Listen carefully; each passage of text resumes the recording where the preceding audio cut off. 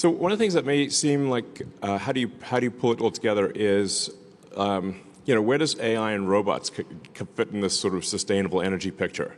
Like, is that just like some weird side project or what? But it's because what we're really aiming for here is maybe a better way to think of it rather than sustainable energy is sustainable abundance for all. So if you think about like what is the future that would what's the most exciting future that you could possibly imagine? Like what does that future look like? It's worth thinking about that. Just imagine a future. What does that amazing future look like? How about a future where you can have any good or service you want at will? A future of abundance for all, where really anyone can have anything. It sounds impossible. It sounds like surely such a thing cannot be the case. But what I'm here to tell you is that will indeed be the case. That the future we're headed for is one where you can literally just have anything you want. Like, if there's a good or service you want, you'll be able to have it, and ultimately everyone in the world will be able to have anything they want. What's key to that is robotics and AI.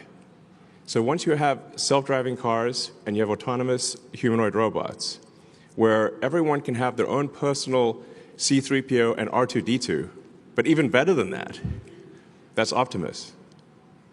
You can imagine like your own personal robot buddy that is a great friend, but also takes care of your house. We'll clean your house, we'll mow the lawn, we'll walk the dog, we'll teach your kids, we'll babysit, and we'll also enable the production of goods and services basically with no limit. And when you combine that with sustainable energy from the sun and batteries, we can also, at the same time, also maintain a great environment. So that, I think, is the future that we want. A future where nobody's in need. You can have what you want, and we still have nature. We still have, the beautiful parts of nature that we like. I think that's probably the best future. What other future would you want? I think that's like the cool future. And also space travel, let's not forget that. So if you can have basically anything you want and travel to space and go to Mars, and that's about as good as it gets. It's like, that's it. So that's really what we're trying to do is take the set of actions most likely to lead to a great future for all. So that's what I mean by sustainable abundance. And the combination of things that we're making with Optimus and AI compute will achieve an age of abundance for all. Like actually. So it's going to be pretty great.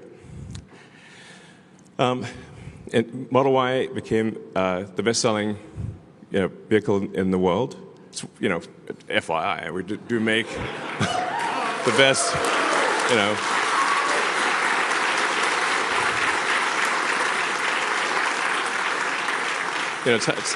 it's how we're doing on popularity. Well, we actually literally make the best-selling car on Earth of any kind. So that's, and it's for 2 years in a row. So, and it's going to be the best-selling car on Earth again this year. So.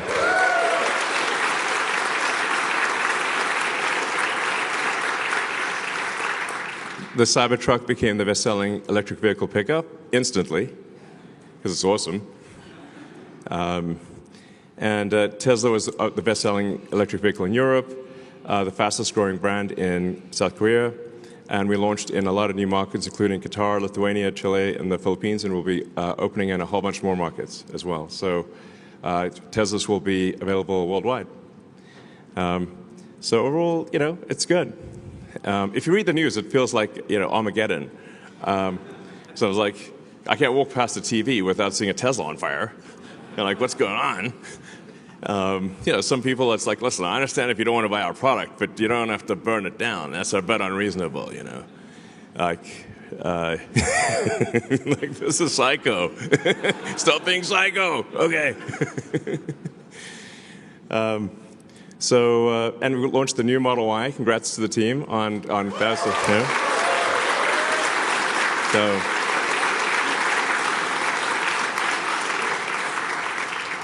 That's obviously very tough because we've got factories all across the world, and we've got to change over a supply chain on basically three supply chains on 3 continents. I think you did an amazing job of switching over the world's best-selling car globally in a very short period of time. Well done, guys.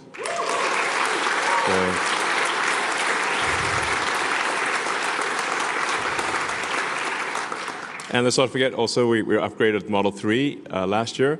So I would encourage people to also buy the Model 3. It's a great car, actually. And the Cybertruck is achieved 5-star safety. These days, sometimes things get a little dangerous in the neighborhood. The Cybertruck, being bulletproof and all, can come in handy. But apart from being bulletproof, it's also very safe in a crash. We're also building the Tesla Semi factory. This is a vehicle that some people said was impossible to build, that it defied physics. Well, not only does it not defy physics, we're going to be making a lot of them. So we're going to make I think ultimately we'll make over millions probably of the Tesla Semi. This is really going to be something that you'll see all over the place, and it'll also be autonomous, or have the ability to go autonomous down the road. So really, autonomy is a massive, massive thing. The future is autonomous. I always sort of think, like, what will the future look like in 5 years, or 10 years, 20 years? And 5 years from now, autonomous cars are going to be everywhere. Primarily going to be Teslas, by the way. But autonomous Teslas will be everywhere. I think in 5 years, probably we'll have regulatory approval, I think, globally. So you'll have autonomous Teslas on every continent, taking people on trips, and almost the entire fleet, which will pass 10 million vehicles next year, is capable of full autonomy. So even without the Cybercab, we still actually have a gigantic fleet that is capable of being autonomous. And the thing about being an autonomous car is that it can be used much more than a car that is not autonomous. A typical passenger vehicle car will be used about 10 hours a week. So people might use it for an hour and a half a day on average for 7 days, which is about 10 hours a week. But there are 168 hours in a week. So if you have a car that's a robot car that can drive autonomously, it can now be used potentially for 80, maybe 100 hours in a week. So you could have a car that has 10 times the usefulness of a non-autonomous car, but it still costs the same. In fact, the fleets are already built. So the software update just enables that capability. Overnight, you have an increase in usefulness of 10 million cars that suddenly become like 50 million cars, or maybe 80 or 100 million cars of usefulness overnight. That's a profound thing. Like, nothing like that has ever happened before. There's never been something where a software update increased the value of a gigantic asset base by a factor of like 500 to 1,000%.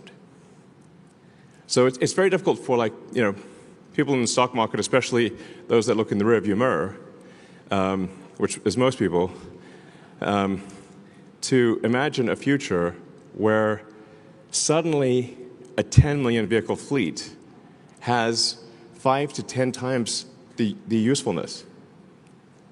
it's so profound, and there's no comparison with anything in the past that they just can't. It does not compute, but it will compute in the future.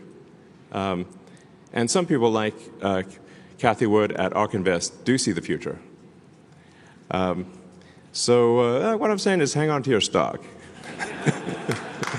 So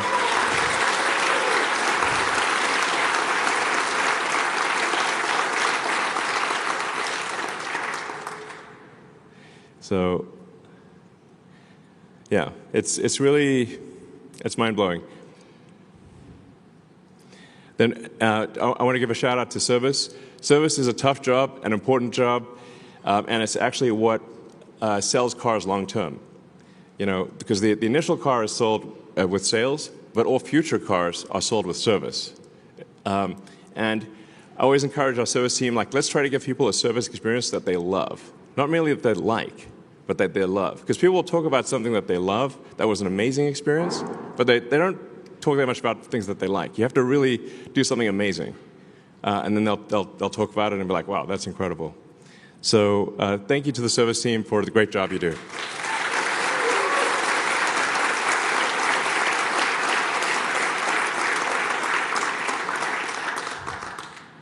And I mean, you can see sort of, I like this sort of light map of superchargers.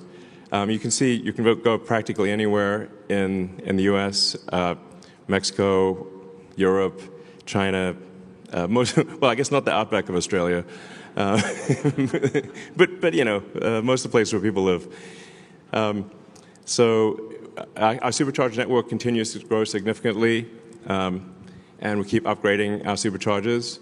This is, in fact, I still run into a lot of people who don't realize that you can drive, you can take your Tesla on a road trip anywhere in America or anywhere in Europe, anywhere, pretty much anywhere in China, just using the Tesla supercharger network. And it's actually easy and convenient. So people think that whatever the range of the car is, that's as far as they can go. It's like, no, you can just stop at a supercharger network. The car's battery will last longer than your bladder. I'm pretty confident.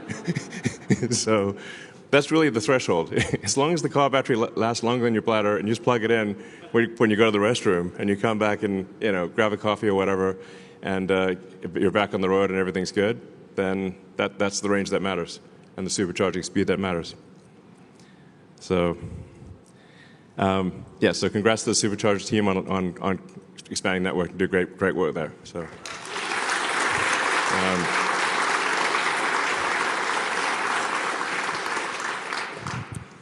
And then, the Megapack and Powerwall team are really knocking it out of the park. The demand for stationary battery storage is gigantic, and I think that is actually only going to increase dramatically over time. So, and we've got the Shanghai Megafactory that's got started in record time in February. Congrats to the Shanghai factory team there. That's awesome.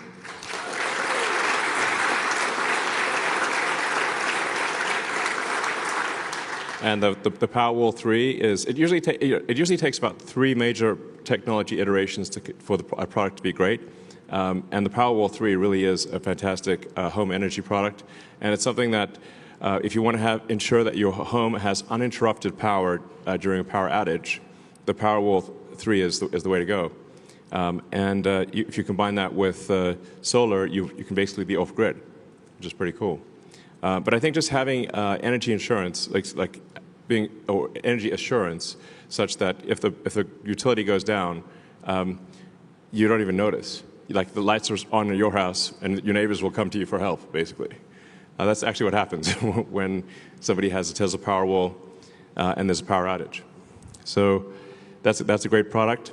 And then, yeah, Megapack, especially at the utility scale, is the opportunity there is gigantic because it enables a utility grid to dramatically increase the output of electricity because you can generate electricity at night, and then Megapack can provide that electricity during the day because normal electricity demand is very uneven.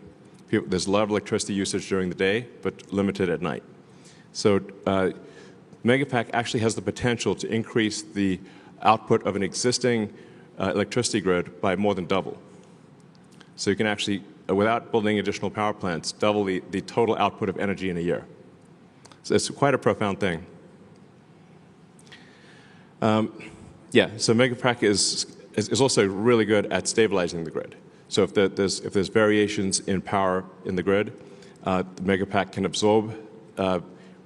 If there's a big power spike, and it can absorb and store the power, and then if there's a drop in power, it can fill in the gap. So Megapack is excellent for stabilizing the grid, and obviously it matches very well with wind and solar. In fact, satellites are just solar panels and a battery. That's how all satellites work. And with the Starlink satellite network, there's 7,000 satellites orbiting the Earth, and all they use is solar panels and a battery. And my prediction is, long-term, a majority of power on Earth. In fact, eventually, it might be like 90% or more of all power on Earth will be solar panels with batteries. That's my prediction. My predictions have a pretty good track record. So, yeah. And the power walls can also act as kind of a virtual grid. So if you have thousands of power walls in a neighborhood, they can actually work in concert to stabilize the grid. The V4 supercharger is pretty cool. It enables charging at 500 kilowatts, and the Semi can charge at 1.2 megawatts. So it's smaller and lighter. It's a big improvement overall. And we're rolling this out worldwide. So it will increase charging speeds and just enable you to get your car charged really fast. So. And then with regard to cell manufacturing, we're at this point, we think we're making the most efficient cell in the world, meaning like the lowest cost per kilowatt hour cell. So, which is really pretty good. Like, there are entire companies that all they do is make lithium-ion battery cells. And for us, that's one of many things that we do. So congratulations to the cell team on making the best cell.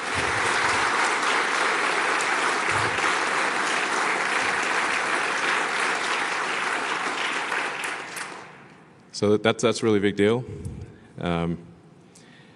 And then we're also investing in the whole battery supply chain.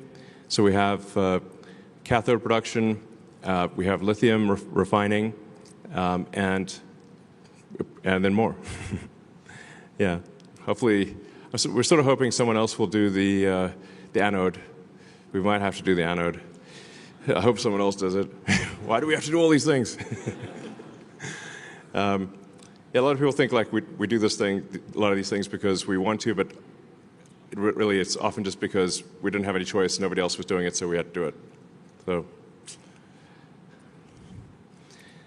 So yeah, a lot of new factory milestones. So in Berlin, we produced 660,000 drive units. Fremont, we built our first Optimus at the Optimus production line in Fremont.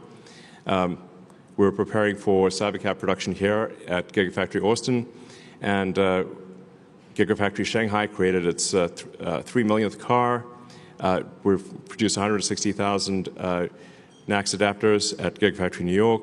And we've got record battery pack production at Gigafactory Nevada. So congrats to everyone.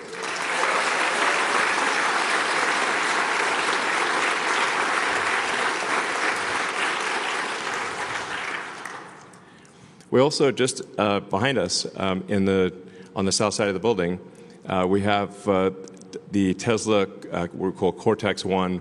It's like basically a giant brain, computer brain, that is used for AI training. So we take the vast amount of video that we get from all the cars in the fleet, and we use that to train the artificial intelligence to be able to drive the car. And this is one of the most powerful training systems in the world, with over 50,000 GPUs active, and soon to be 100,000 GPUs, which will make it, I think, probably top 5 in the world in training centers. So.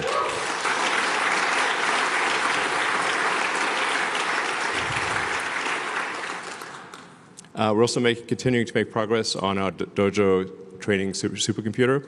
So we've got Dojo 1 active now in Gigafactory New York and in Palo Alto, and it is actively working. It's actually taking load on. It's it's doing a meaningful percentage, well, I guess 5% or whatever.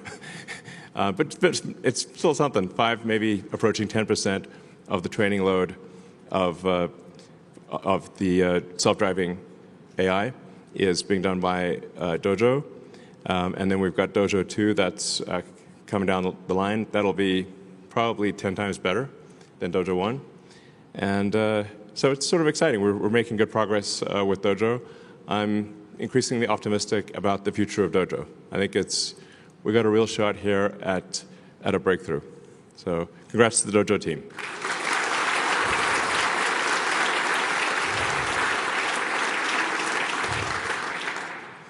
And all Tesla vehicles have now had what we call autopilot hardware 4, or really our AI 4 hardware, and it's very powerful AI inference computer, but also operates at very low power. And even to this day, even though this has been something we designed several years ago, there actually isn't anything on the market that we can buy that is better than AI 4.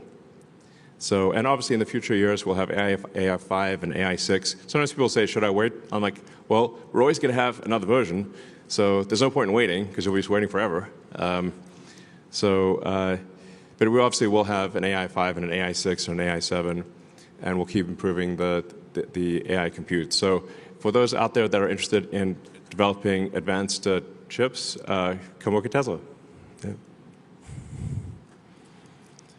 Yeah. And it is always, I think, profound to watch our cars driving with no one in them. And we actually have the cars doing useful work for the first time with no one in them, which I think is really, it's a significant milestone. So the cars are driving from end of line in Fremont to park themselves. And I think we've just started doing that here in Austin. So we'll be... the car literally goes from end of line in Fremont to its destination parking spot, where it gets picked up by a truck for delivery to a customer, and it does that with no one in it, and it's not doing that all day every day, pretty much like it's just a matter of fact thing. Yeah. So let's see. And obviously, for anyone that's using it, you can see the dramatic improvements in full self-driving, where it's getting to the point where interventions are extremely rare, and eventually they'll get to the point where there really is no need to intervene. Like, the car is going to be better than human. In fact, maybe it's worth emphasizing that it's not that Tesla full self-driving will be equal to humans in safety. It will be ultimately 10 times safer than a human, because it never gets tired. It doesn't, like, humans get tired and sometimes get wasted, and we'll have arguments or change the radio or, text. I know no one in this audience would ever text while driving. That would be crazy. But it does happen. So the reality is that Tesla full self-driving will be vastly safer than humans. Not just equivalent, it will be actually vastly safer. And it means you can do whatever you want while driving. So even if you don't rent your car out for usage, you can still, it frees up your time. So if, let's say, you're driving 10, 12 hours a week or more, it gives you back 10 to 12 hours of your life, which is extremely cool. So, well, Optimus sure has come a long way.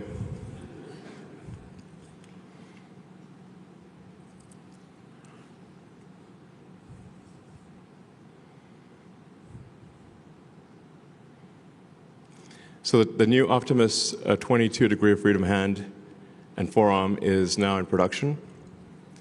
And it's learning to walk and catch balls. It's pretty cool. I mean, look, that's where we came from. It's wild. So in a very short period of time, Optimus has gone from being an idea to the most sophisticated humanoid robot on Earth. There's nothing even close to the level of sophistication of Optimus. And And Tesla has some important missing ingredients that others don't have, which is our robot has a real brain.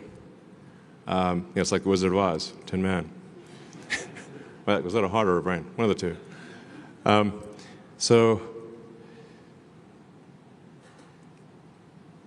It's got the real world AI. So Tesla's the leader in real world AI. What we learned in the car, we translate to the Optimus robot. And we also take our expertise in electric motors, in batteries, power electronics, structural design. And then another major important thing is that we're very good at manufacturing. So in order for robots to be useful, they have to be intelligent. They have to be able to do useful things just by asking, and you have to be able to make a large number of them at an affordable price. This is what we can do. We have the only company with all the ingredients for making intelligent humanoid robots at scale is Tesla. This is a super big deal. Like my prediction is that on this front is that Optimus will be the biggest product of all time by far. Nothing will even be close. I think it'll be 10 times bigger than the next biggest product ever made. Like that level. So.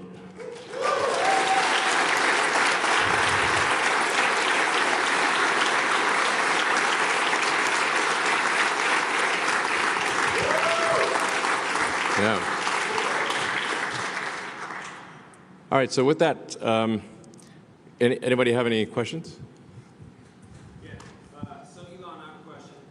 I've worked for Tesla for 12 years. Hey, congratulations. Thank you. From a PA now to a shop leader in castings. Cool. And we rocket castings. Yes. We do. Yeah.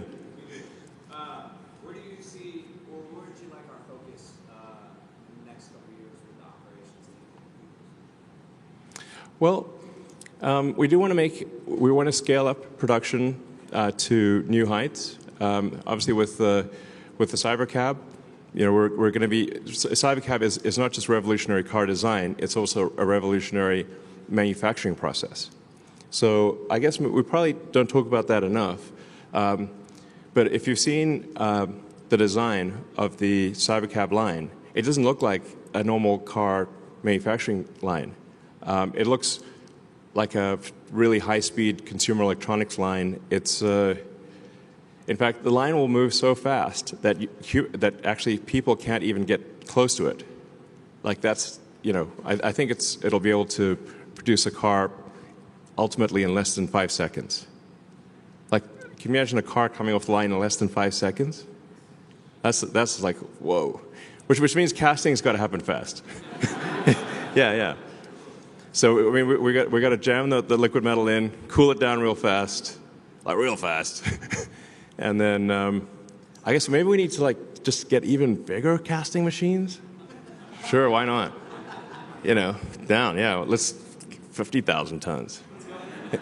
Because then we can make in a single casting machine we could do 5 at a time or something. Trying to think how do you scale castings because you got liquid metal's got to cool, and then you've got to automate getting all the bits and pieces off the casting so it's usable, and that's actually kind of how they do it in small volume castings. They'll have a casting block that'll make 100 Matchbox cars at a time. Maybe we just make that real big. Yeah, I mean we have the Cathedral of Casting back there, so. Yeah, let's do that. I mean, let's see what is the limit of physics of how big can a casting machine be? Let's find out. I'm down.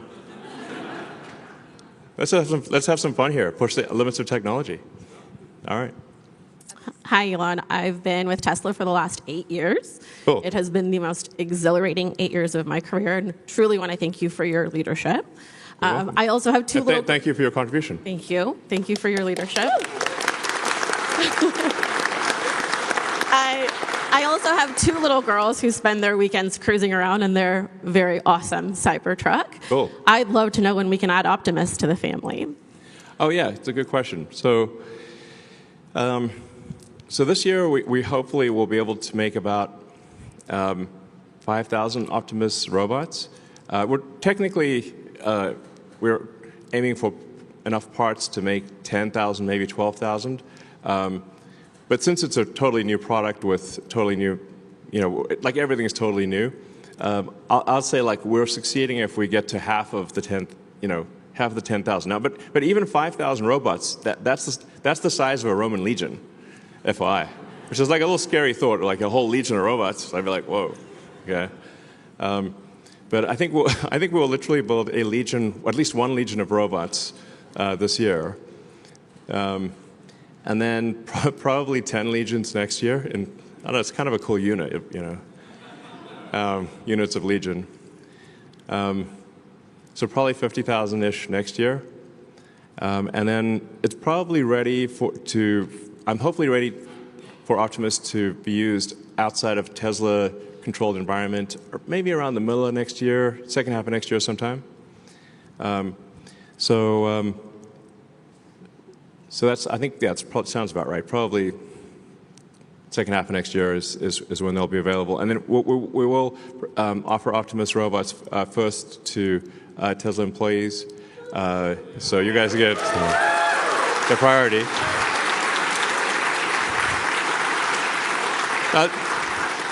There are some pluses and minuses to that, because it's probably have a few bugs, but it's going to be very cool. You'll want to invite your friends over and say, check this out. So that's the other questions. Hi, Elon. Hey. My name's Dom. I've been here for a little over a year now. I work in people development. Okay. We make so many amazing things. Yeah. Right now, it's still the people that do it. Yes.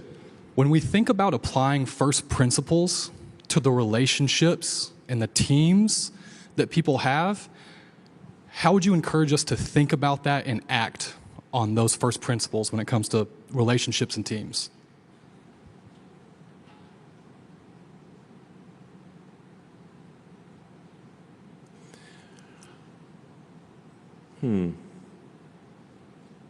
Well, I think there are actually quite a few things I've written over the years that it would be good to compile into like a, I don't know, booklet or something.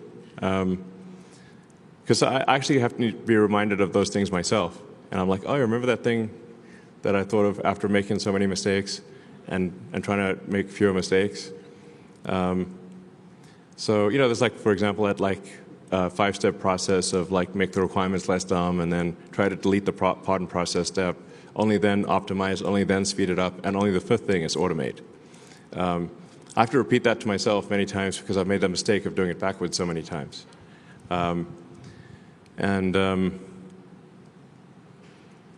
think always operating on the principle that everyone is wrong to some degree, and we should aspire to be less wrong over time, which we will not always succeed in doing.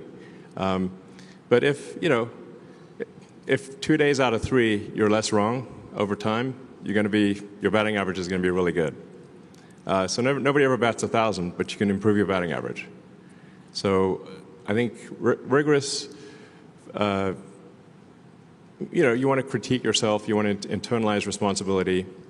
And these are all things I need to remind myself of. Just to be clear, I'm not like suggesting yes, internalize responsibility. Be less wrong. And we should remember what is our goal as a company. Our goal is to make amazing products that people love, and then to take care of those products and service. So we should say, what are we doing to make our products better, to make them more affordable, to have the customer experience be delightful? Because that's actually the purpose of a company. Sometimes people forget, why does a company exist? A company exists, it's a group of people collected together to produce a compelling product or service that others find useful, and where the value of the product and service is greater than the cost of what it took to make that product or service. So sometimes, weirdly, profit is like viewed negatively, but really profit is just the the difference in value between the output and the input. It's like, what did it cost you to make it, and what did it cost you, and what are people prepared to pay for it? That's the value that you created. So it's tough, actually, even to maintain like a 10% profitability, which is to make the output 10% more valuable than the input. That's actually quite hard, especially in the car industry, which is very competitive. So we should just not lose sight of, like, why are we here? Oh, we're here to make useful products that people love, you know, and take care of them over time. So then how are we doing in that respect, and how can we do that better? So, sure.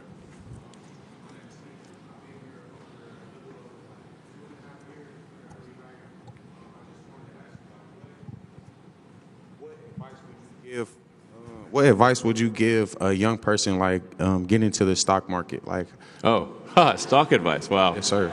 Yes, sir. As I think people can perhaps tell who are watching this, these questions are not prepared in advance. This is literally random questions from the crowd, which is cool. I'm fine with that. And I think that it's going to sound very straightforward, but you want to really buy stock in companies where you think the product that company makes will be better in the future. Is that company going to make more and better products, or like do you love the products that company makes, and are they going to keep doing that? And like, I think Tesla, as I've just gone through, Tesla has a track record of having made many great products, and we're going to make many more future great products, and we're going to scale up production, and I think we've demonstrated a level of innovation that is extremely rare. I mean, certainly by far the most innovative company in the car industry, like not even close type of thing. So, you know, like I do think Tesla stock actually, I think long term, with Optimus and self-driving, Tesla will probably be the most valuable company in the world. But there are also other companies out there that make great products and services. So I think that's the way you want to look at it. Say, like, do you think this product, because that's the reason why companies exist, is to make great products and services. So if you think that a company is going to improve over time, then buy the stock, and if you don't, then don't. And then the stock market it's a very strange thing. It's kind of like, you know, I think it's Warren Buffett's sort of metaphor or analogy is, you know, the stock market's like having someone stand at the edge of your property or your house and yell prices to buy or sell your house every day. And like sometimes they take their meds and sometimes they don't, you know. So sometimes the person yelling out the price of your house is having a good day, and sometimes they're having a bad day.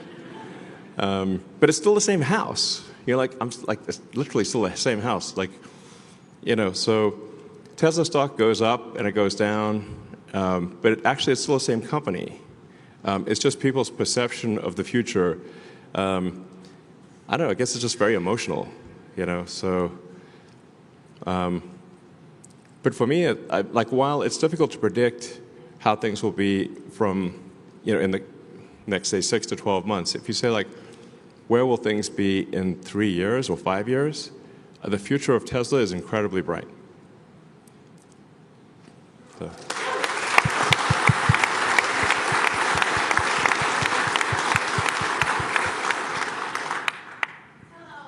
Hi.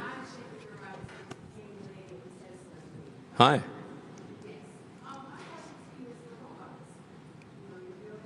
Yes. You say, will the robot take your job, or what? Yeah, that's a fair question. Well, so, yeah, like, is a robot going to come steal your job? A reasonable question. I think what we'll find with the robots is that there'll be a ratio of people to robots. So you'll effectively end up having managing a group of robots. So, you know, you'll have, like, basically, I don't know, your flock or your little group of robots, that you take care of, and you tell them what to do. And I don't know, you'll have a pack of robots, basically. Yeah, you're promoted to manager. One way to think of it. I think the same thing will be true of cars. Like, so for the self-driving cars, is that people that are, say, Uber drivers today or something like that, or taxi drivers today, will end up managing a fleet of cars. And that'll be a much more effective use of their time. Just taking care of like 10, 20 cars or however many they can take care of. So, yeah. Hello, my name is Adrian. Hey. You said that your companies are made to make products people love. Yeah. Have you ever thought of airplanes or trains? Yeah, I mean, I'd actually love to make airplanes, especially, but stretched pretty thin. So I have like 17 jobs. At this point, I just go to sleep, work, go to sleep, work, and then do that 7 days a week, pretty much. People say, like, where do you go on vacation? I'm like, what's that? But I guess I like being productive. I like getting things done. So I guess I could choose to be like on an island somewhere, sipping a Mai Tai, with attractive people in bikinis and stuff. Why am I not doing that? What? What a fool I've been. I've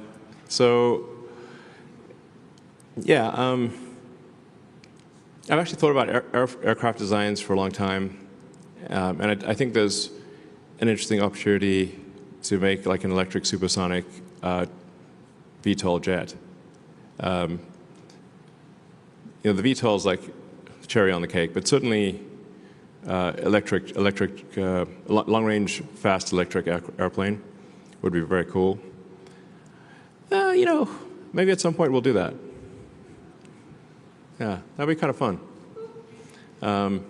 We do have the ingredients for it, so. And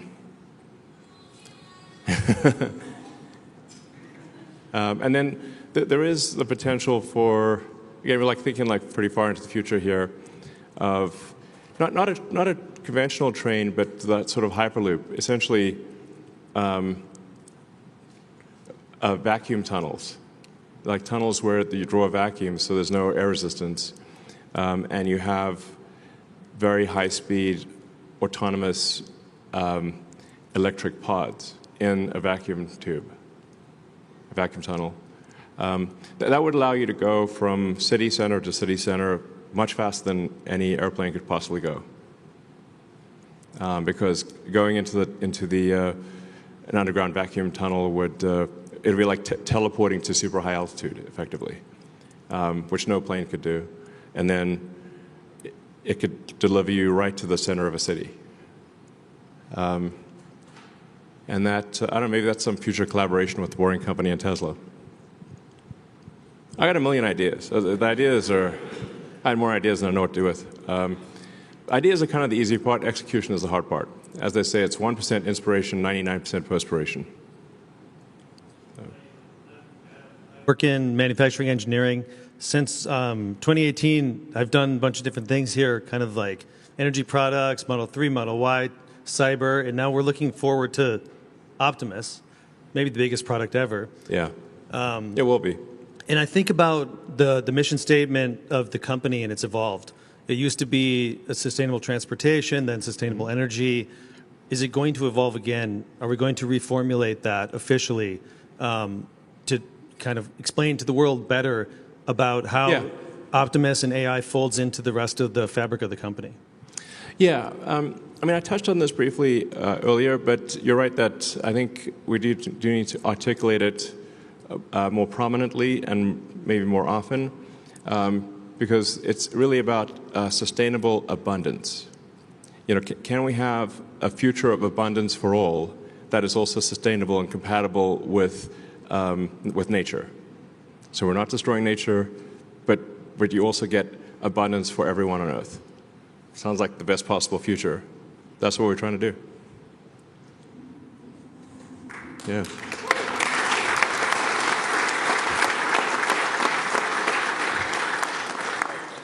sir. My name is Aaron Armstrong. Yes, sir. My name is Aaron Armstrong. It's not every day that you get to be in the presence of somebody that's accumulated so much wealth and success.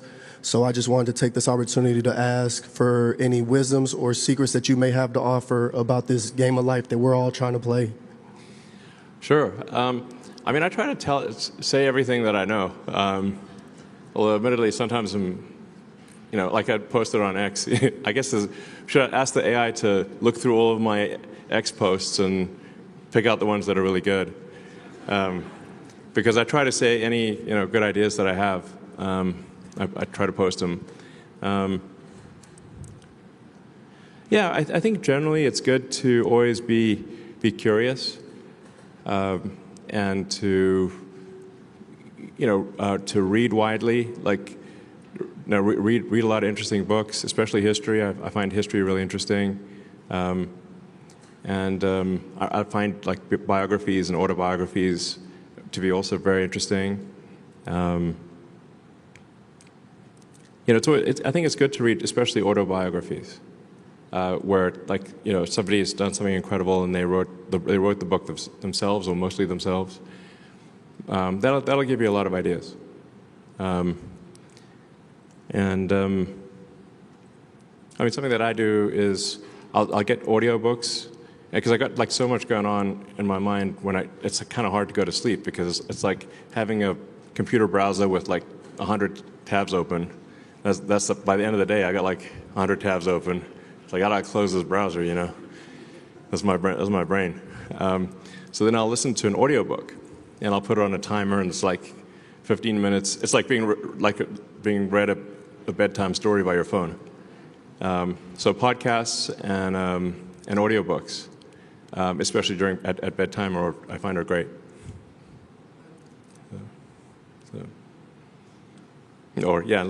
Sure. Or.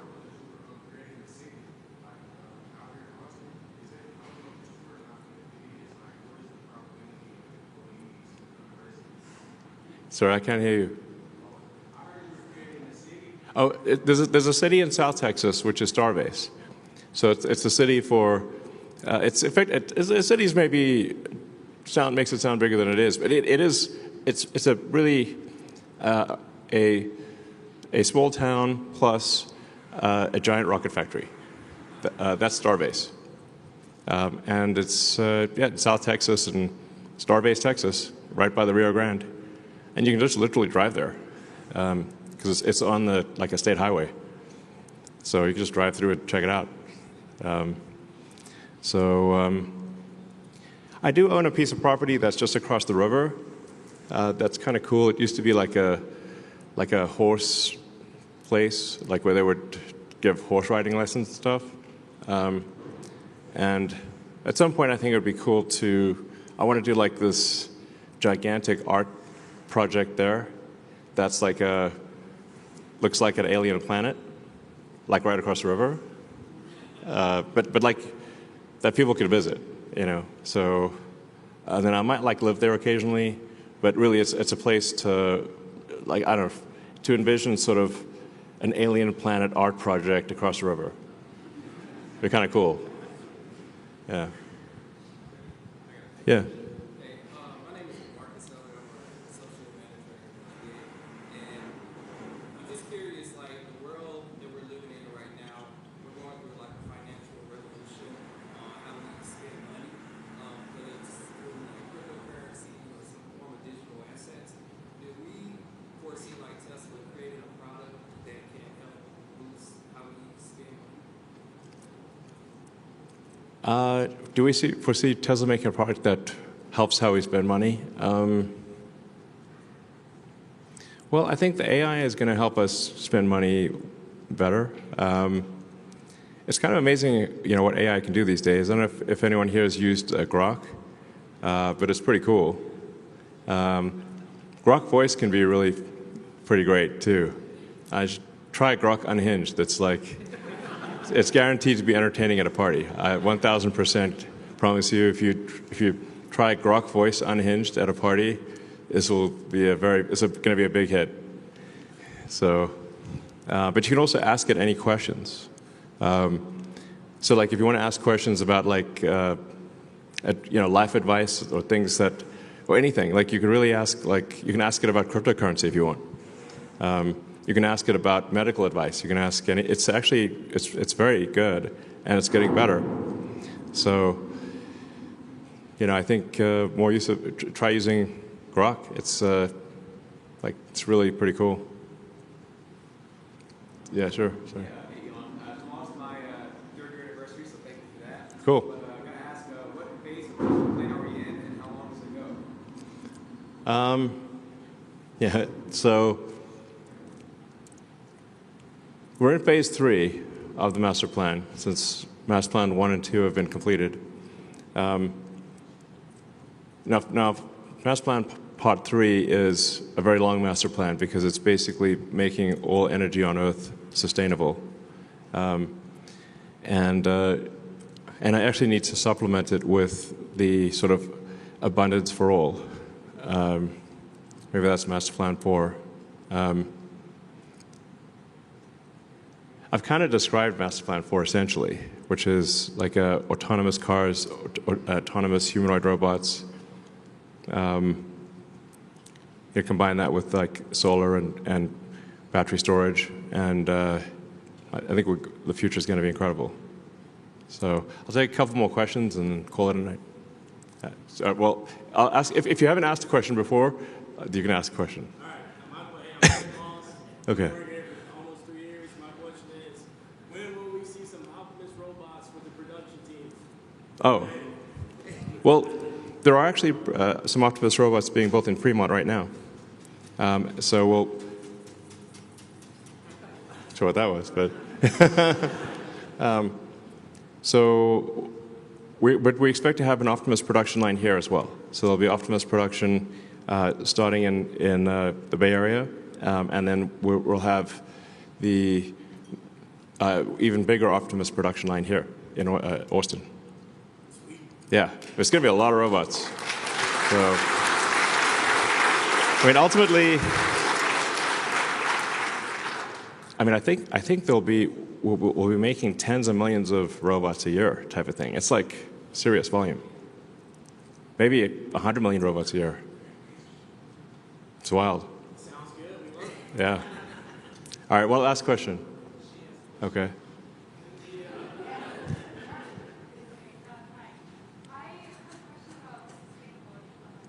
It's about sustainability? Abundance, yes. Well, yes. Obviously, utopia could be dystopia. So we have to, usually any story about utopia ends up being dystopia. We want to avoid that. But nonetheless, I think if you say, what's the best future you can think of? I think a future of sustainable abundance plus space travel, well, that's pretty great. Yeah.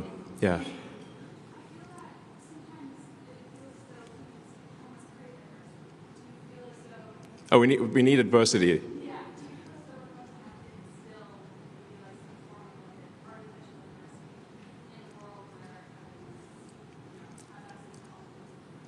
Well, you make a good point.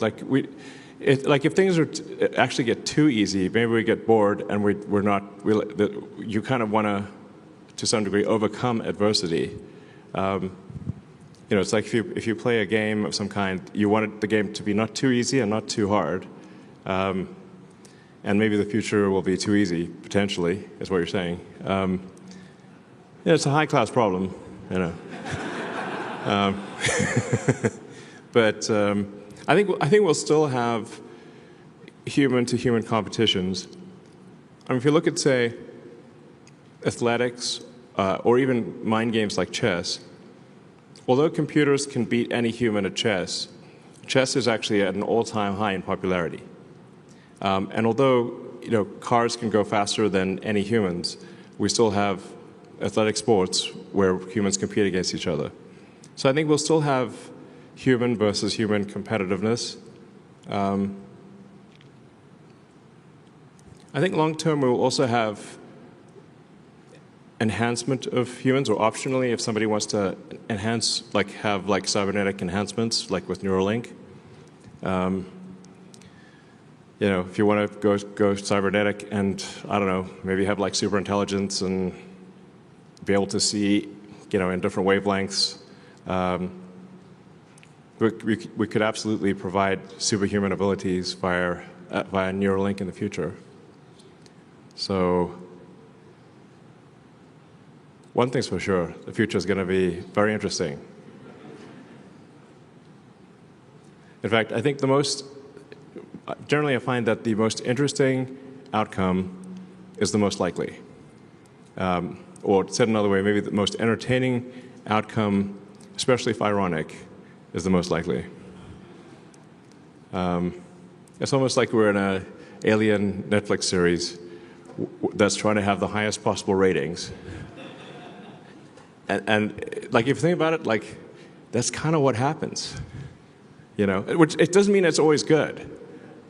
Because to your point, if you wouldn't really want to watch a show where things are great and stay great. I'm like, oh, that's boring. You want to watch a show where there's like a narrative arc where things go up and they go down, they go back up again, and you don't know exactly what's going to happen next. And I think we might be in an alien Netflix series here. So we're just going to keep the ratings up so we don't get canceled. All right, thank you guys.